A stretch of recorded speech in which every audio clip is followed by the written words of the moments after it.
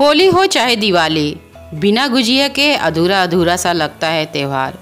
तो नमस्ते दोस्तों, बजट की रसोई में आप सभी का स्वागत है।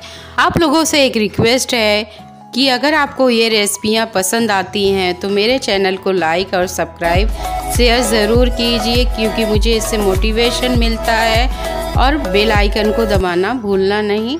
तो चलिए झटपट से हम शुरू करते हैं।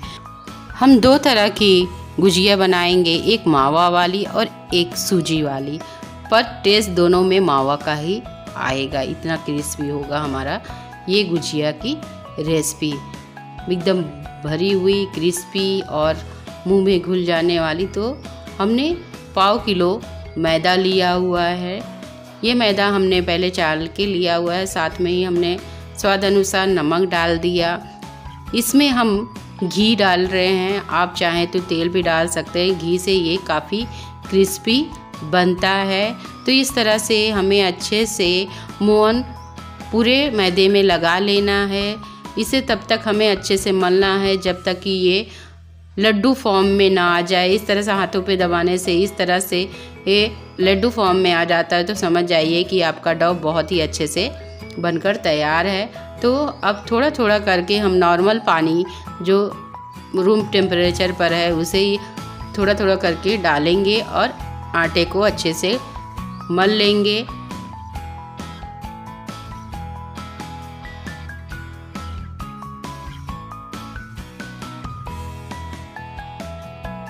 हमें आटे को नॉर्मली जो सानते हैं उससे थोड़ा सा हल्का सा हमें सॉफ्ट आटा गूँथ के ले लेना है और इसे रेस्ट के लिए रखते हैं। और हम मसाला इसका गुजिया का तैयार कर लेते हैं। एक कढ़ाई में हम 2 चम्मच हम इसमें वाइट तिल डालेंगे।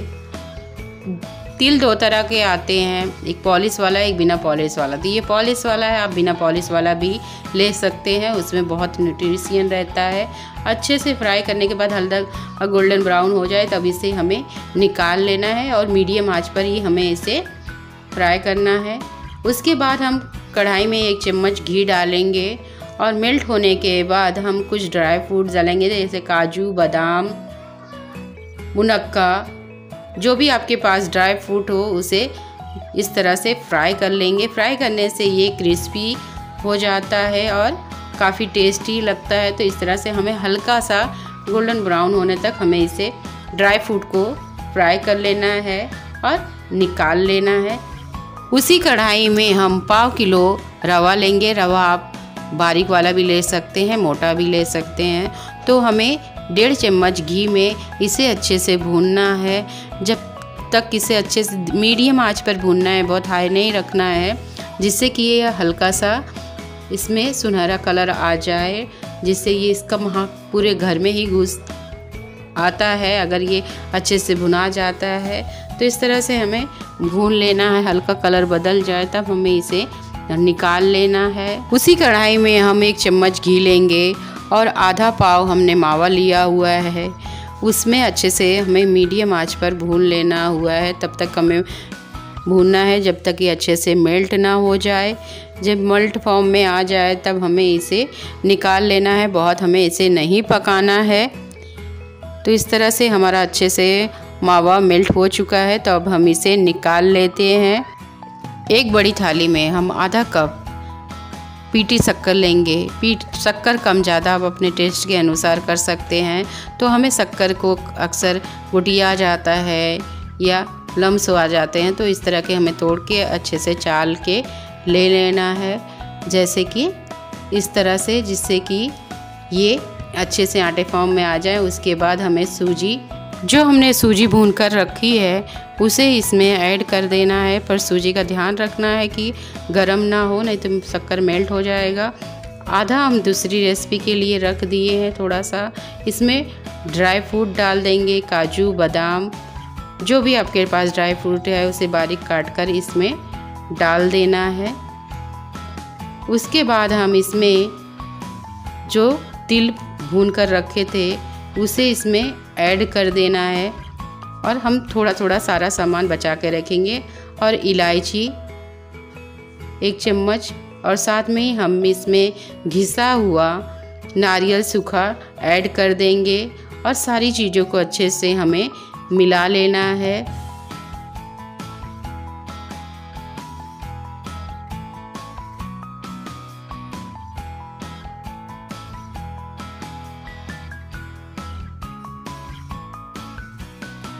तो ये लीजिए हमारी सूजी का फिलिंग तैयार हो गई है। और जो बची हुई सूजी थी हम उसमें घिसा हुआ नारियल, साथ में ही हम इसमें जो ड्राई फ्रूट्स रखे थे वो सारे, और इसी के साथ बची हुई तिल डालेंगे। साथ में ही इसमें इलायची डालेंगे, इलायची का पाउडर, और 2 चम्मच हम इसमें पीटी शक्कर डालेंगे। शक्कर कम ज़्यादा आप अपने ज़रूरत के हिसाब से कर सकते हैं। और जो हमने मावा मेल्ट करके रखा था उसे भी इसमें हमें ऐड कर लेना है।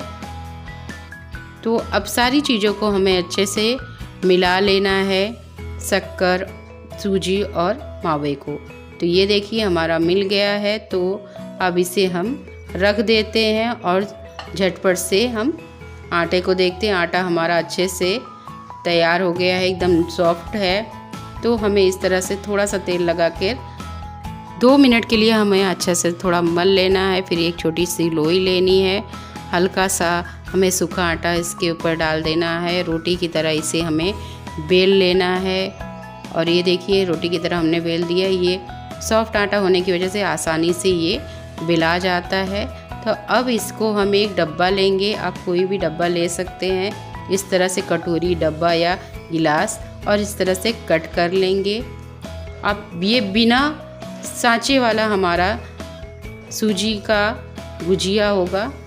तो इस तरह से हमें एक्स्ट्रा जो आटा है उसे निकाल लेना है। चम्मच से हमें बीच में इसके फिलिंग्स को भरनी है और इस तरह से उठाकर हमें दूसरे परत के ऊपर डाल देना है।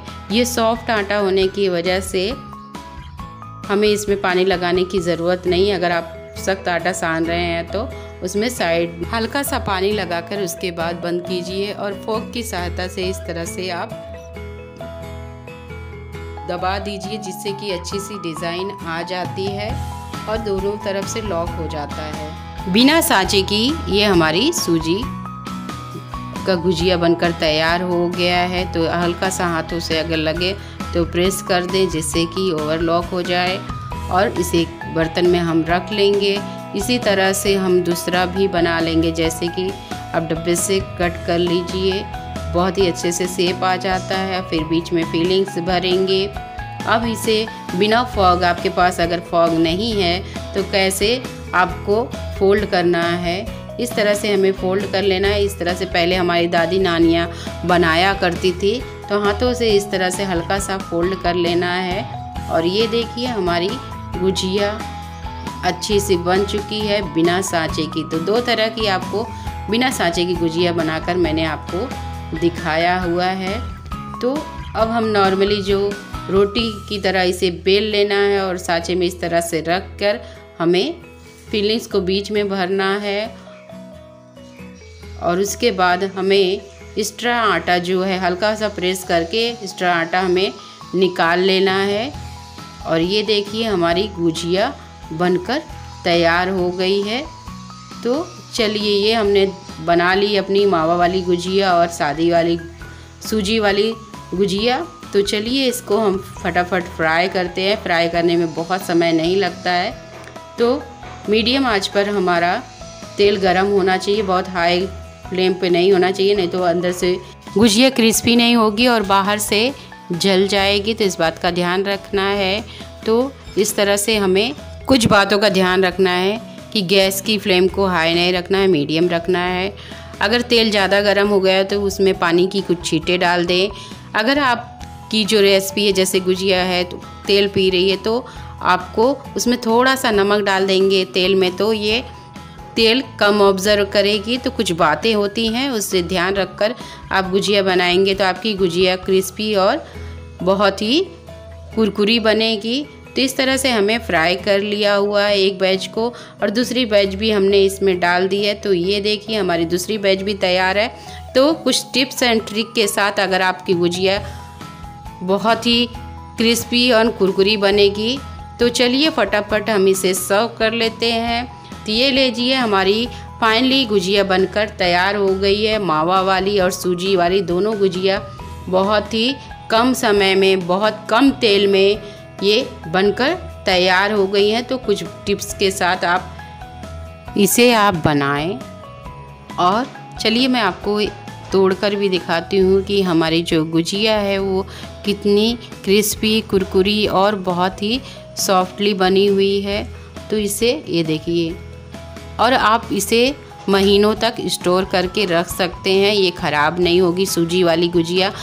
और मावा वाली गुजिया जो हमने बनाई है उसे भी आप एक हफ्ता तक खा सकते हैं, खासकर ट्रैवलिंग हो या कोई फेस्टिवल हो तो इस तरह से आप बनाकर ले सकते हैं। तो ये देखिए, हमारी सूजी की गुजिया बनकर तैयार हो गई है। तो आई होप आपको ये रेसिपी मेरी पसंद आई होगी। पसंद आई हो तो मेरे चैनल को लाइक, सब्सक्राइब, शेयर ज़रूर कीजिए।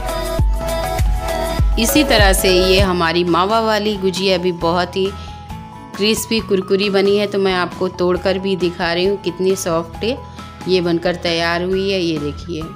और जो इसमें फीलिंग्स भरी हुई है, भरपूर भरी हुई है। तो इस तरह से आप बना सकते हैं, बहुत ही आसानी से बन गया है, आपने देखा। तो आपको ये रेसिपी कैसी लगी प्लीज़ कमेंट करें। मिलते हैं अपनी एक झटपट सी नई रेसिपी के साथ। सभी को होली की बहुत सारी शुभकामनाएं।